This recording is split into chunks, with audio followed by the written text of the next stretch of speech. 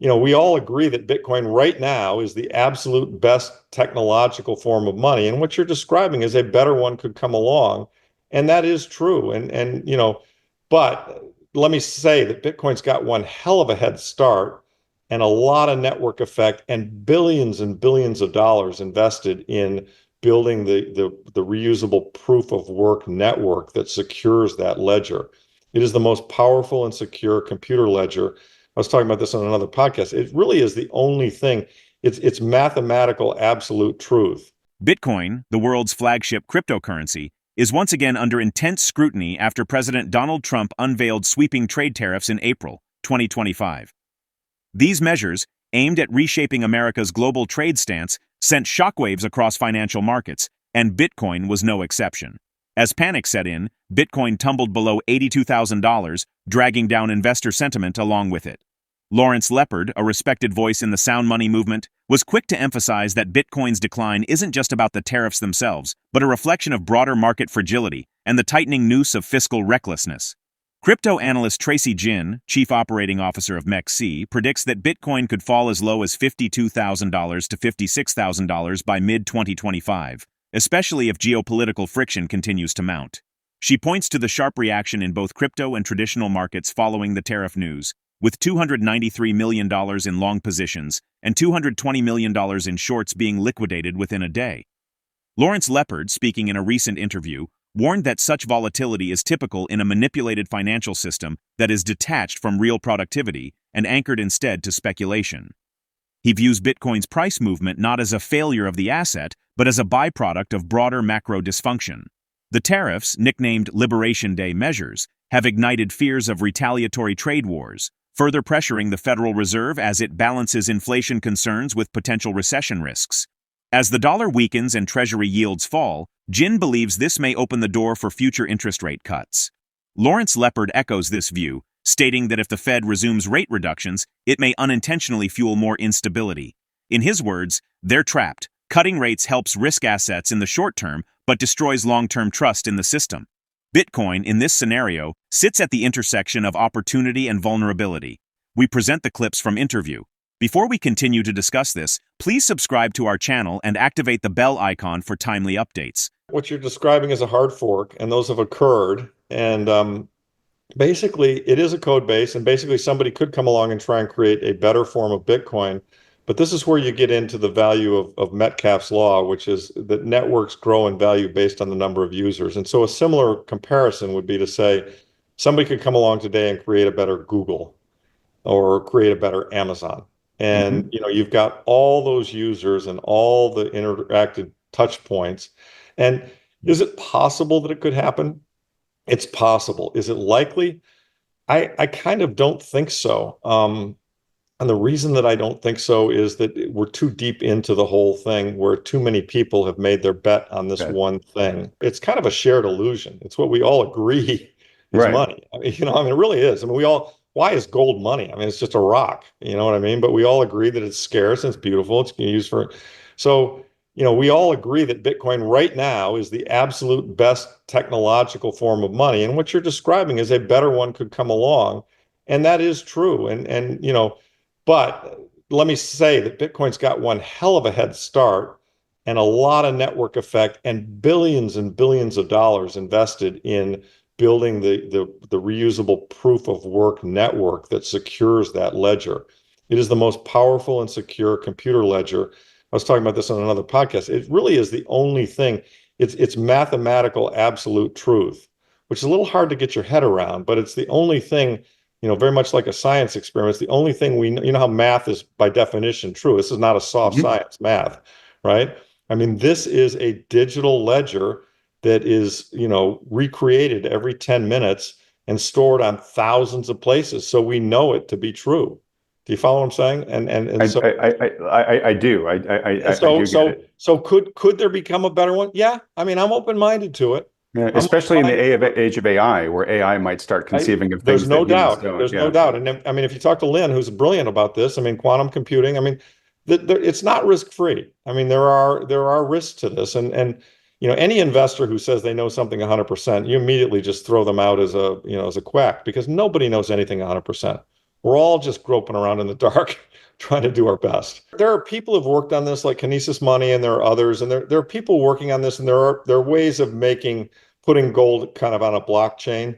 And I think it's all kind of fine, but it's kind of like, having a horse pull the car. I mean, the minute you do this, I mean, the beauty of the blockchain, the beauty of the Bitcoin network is that it's decentralized and it's fair to everybody and nobody can control it. And so the minute you go in the direction that you're describing, you have to have some central party that's going to hold the gold. Who owns the gold has Who power owns in the that. gold I that get it, yeah. and they could rug you theoretically. I Yeah, mean, the beautiful thing about the blockchain, about Bitcoin is, bad actors could get involved in Bitcoin, but there's no way they can get advantage. They just can't. You can't cheat because of the mathematics of the system. You follow what I'm saying? I got it. And Okay. when you describe what you're describing, okay, but then we're back to the old system where we got to trust somebody. We got to trust the guy who issued the crypto tied to the gold that he really has the gold. Right. So We got to make sure the gold is there. Yeah, yeah, exactly. right. So it's a horse pulling a car. You might as well just drive the car. Despite the chaos, there are still some tailwinds. A weakening US dollar historically benefits Bitcoin, positioning it as a hedge against currency debasement. The correlation with gold is also rising, suggesting that investors are once again treating Bitcoin like a store of value. However, this narrative is shaky. Lawrence Lepard cautions that Bitcoin's safe haven status is still being tested. He believes its long-term role as digital gold remains intact, but warns that institutional investors might exit quickly if ETF outflows spike. This could trigger a cascading effect, adding more pressure to already fragile market dynamics. Furthermore, Bitcoin's identity crisis is becoming more pronounced. Originally promoted as a hedge against government overreach, it's now moving more like a tech stock, responding to interest rates, policy changes, and risk sentiment. Lawrence Lepard sees this as a temporary distortion. Bitcoin is caught up in the noise, he said. But make no mistake, in the long run, it will outlast fiat regimes that can't stop printing. He believes current price swings are part of a larger accumulation phase that rewards patience and punishes short-term thinking. That's a very important point to make. And as you know, I'm a I have strong opinions, and as a result of that, sometimes I'm wrong. And I thought it was all blowing up in '08, and this thing could get dragged out much longer than I think. And these currency events tend to be volatile events. There's a chart in the book on the Weimar event, and shows how gold was the right thing to hold in a hyperinflationary event in Germany from 1917 to 1923. But there were periods of time where gold performed very poorly in that time frame. So these things are chaotic and it is tough. And one has to know what one owns and why one owns it. I personally, and one has to take a long-term time view.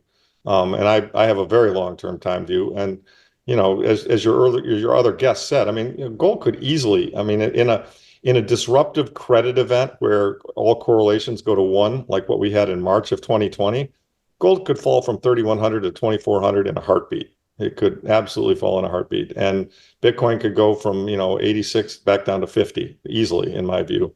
But, I think the response to that kind of a credit event would be what I titled the book, the government, The big print, by yeah. definition, cannot avoid printing. And when they come back in with the bazookas, gold would then go to 4,000 and Bitcoin would then go to 100,000 plus again. So, it's sad, Adam, that we have a system that forces us all to be speculators based on what 12 people sitting at a Federal Reserve Board in Washington, D.C. decide, right? I mean, it's really sad. And to me, that's a perfect indicator of just how broken this whole damn thing is. I have said that exact same sentence so often over the past 10 years that rather than just pick the best companies in the most promising industries and try to invest the old Benjamin Graham way, instead we're all speculators trying to guess what these 12 people are going to decide to do. It's absolutely nuts. This is not what I grew up in. I grew up investing in technology companies. It was really neat because they grew. I invested in Dell Computer very early. It's a fabulous business, right? I mean, but that, sadly, there's less of that and more of this. I mean, the stimmy checks and the PPP, I mean, this is a whole new level, right? And so you can imagine that the next big problem, people are going to be hurting and they're going to demand, they've seen stimmies, they know what that's all about, and they're going to say, hey, I want some of that, and so and universal basic income will clearly be on the table, right? And so, I mean, and if the MMT people ever get in control, look out, right? Because their view is the spending doesn't matter. They need to spend whatever it takes to keep the economy going. And of course, those of us who understand, income statements and balance sheets, we all realize that that's a fallacy. Looking forward, the road ahead for Bitcoin is filled with uncertainty, but not without opportunity. Tracy Jin predicts that if macroeconomic tensions persist, especially with ongoing tariff battles and unpredictable Federal Reserve policy, Bitcoin could test the $52,000 to $56,000 range by summer 2025. While this might spark anxiety among short-term traders, others view it as a strategic window for accumulation. Among them is Lawrence Lepard, who believes such downturns are not signs of failure but rather reflections of a monetary system under extreme stress. He points out that Bitcoin was born out of financial instability and is designed to thrive in exactly this kind of chaotic environment. According to Lepard, price corrections are natural in an emerging monetary revolution. What matters most is understanding the long game. He stresses that Bitcoin's fixed supply and decentralized nature make it fundamentally different from fiat currencies being manipulated by political agendas. As institutional investors waver and retail participants panic, Lepard suggests that those who understand the core value of Bitcoin will use this period to strengthen their positions. To him, these volatile chapters are part of a larger historical shift, away from centralized fiat dominance and toward a future shaped by hard money principles. In his words, this isn't just about price, it's about freedom, sovereignty, and building a financial system that actually serves people, not governments or central banks. That's it for today. If you find this video informative, don't forget to support and turn on notifications to stay informed about our latest videos. See you in the next video.